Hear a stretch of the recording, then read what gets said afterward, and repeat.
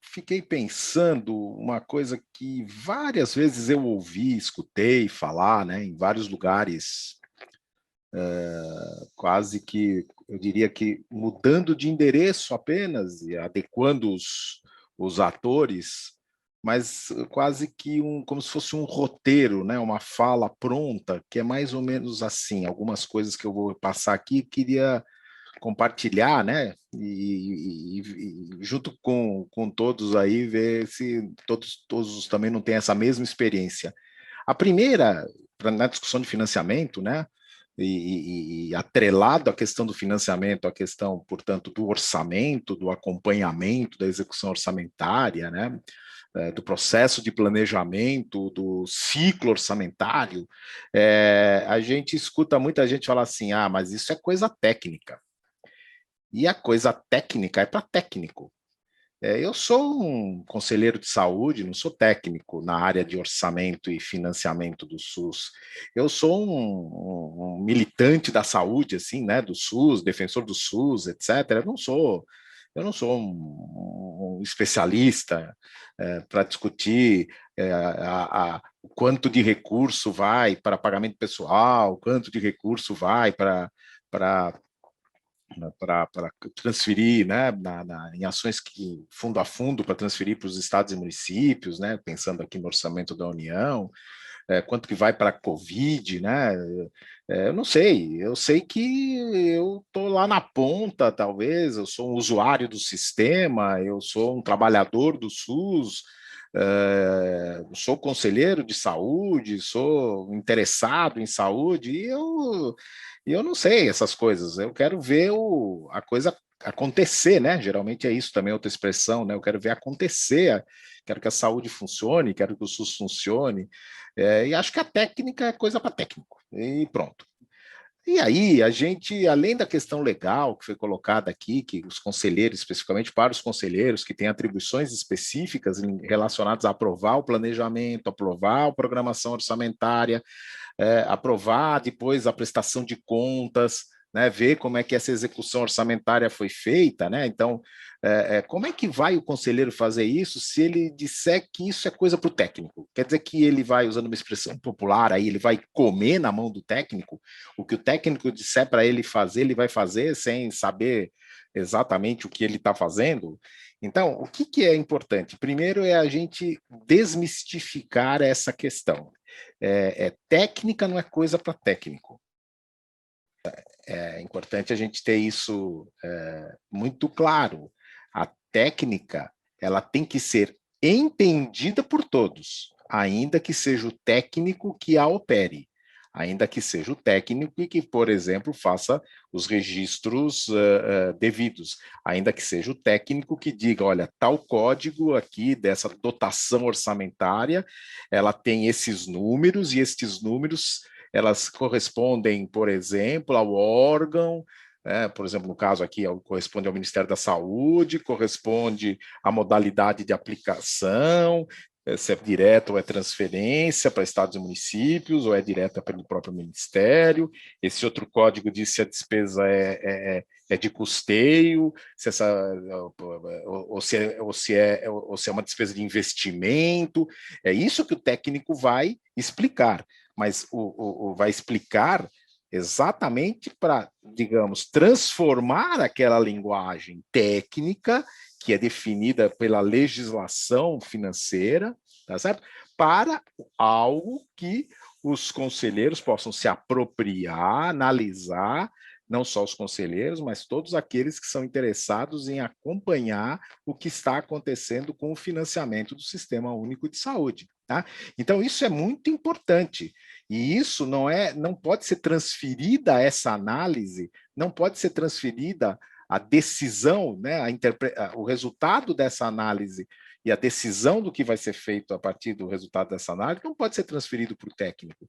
O técnico, eles têm que estar exatamente subsidiando os conselheiros de saúde ou tem que produzir informações, né? E o Conselho Nacional de Saúde é um dos espaços em que essas informações são disseminadas, né?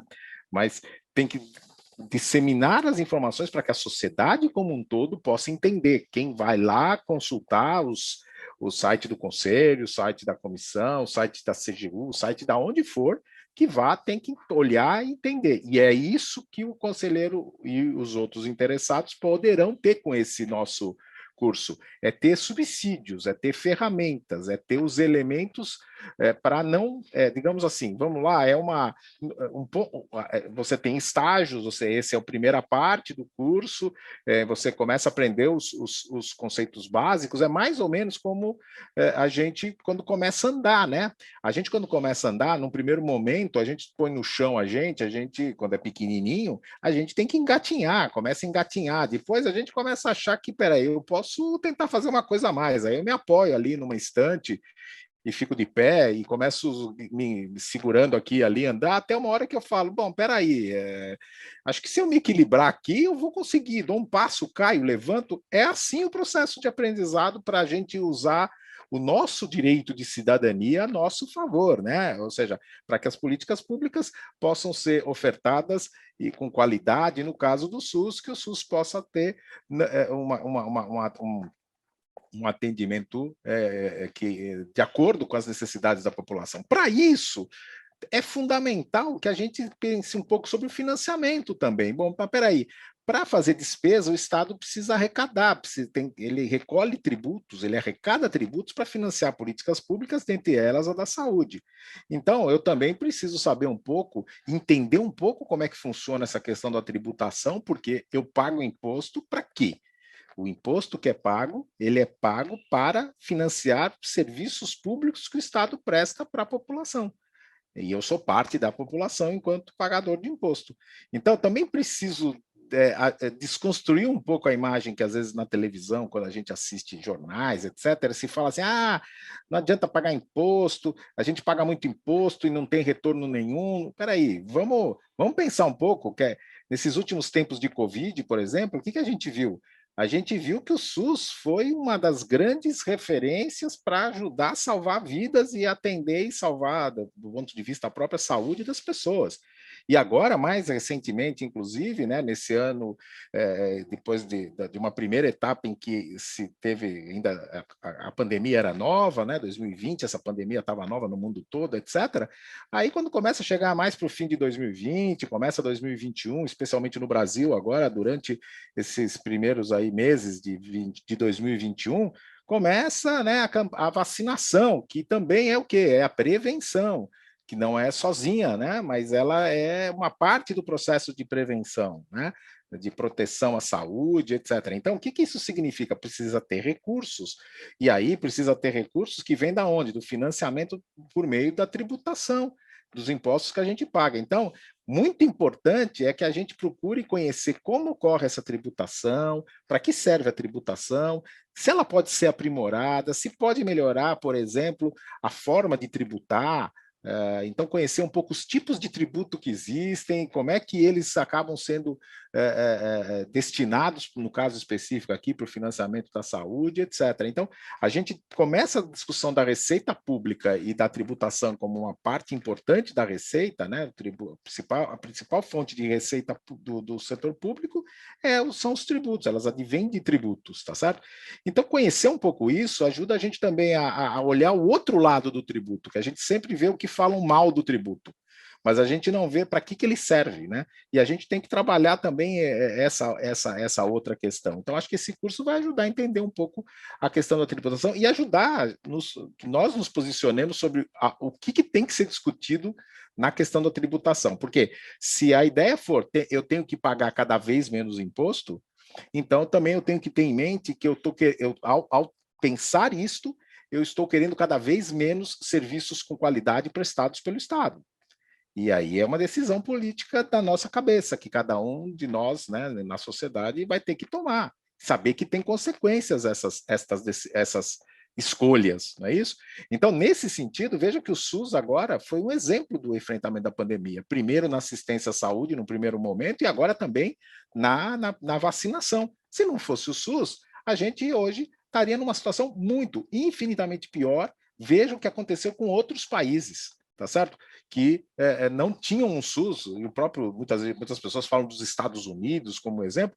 Vejam o que aconteceu nos Estados Unidos né, naquela primeira fase de enfrentamento da pandemia. Tá certo? Então, claro que o SUS sozinho, claro que o Serviço Público de Saúde sozinho não vai dar conta de todas as ações que precisam ser feitas, mas ele é parte importante, né? Foi parte importante desse processo. E eu acho que a gente, nesse curso, vai ter condição de saber o seguinte: bom, aí arrecada recurso e coloca onde? Aí tem planejamento, precisa planejar essas ações.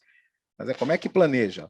Tá certo? Planeja no PPA, no Plano Plurianual, que cada esfera de governo, União, Estados e municípios, né, tem que fazer para valer para 4 anos. E isso vai orientar as prioridades e diretrizes do orçamento de cada ano, né?